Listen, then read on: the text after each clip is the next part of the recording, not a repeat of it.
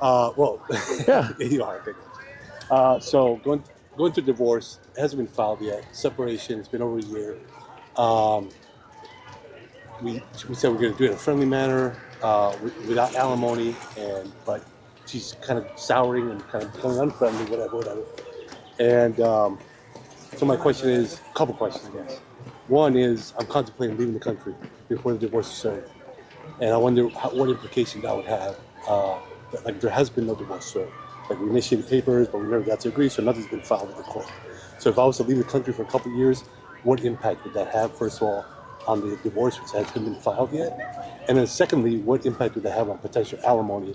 If like, okay, you've been separated now for 5 years, would that reduce the potential alimony No, in the eyes of the, a the, judge?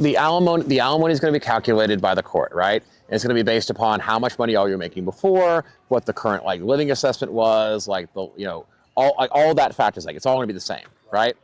Um, they're still going to look. There's like this. It's like a Mad Lib. It's like a an equation. Just like doing your taxes. They're going to fill all that information into a box, and it's going to spit out a number, right?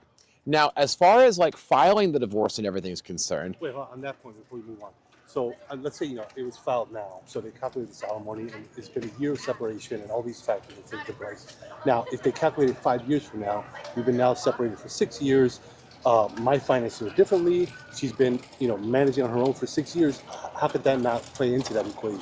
well, but they're still going to calculate it based on like holistically all of the numbers, right? So they're going to calculate on if it's an amicable separation and you're both going in your own way. They're still going to calculate it based upon the wages you're making at that time because you're still married, right? Right. So because you're still married, it would just like if right now you're making $100,000, but in 5 years you're making $50,000, then they're going to calculate based off the $50,000 you're making at the time of the divorce. Gotcha. It's going to be based So off the it does make a numbers. difference because in 5 years, the situation could be different. It's going to be based off the numbers at the time of the filing, right? You can't like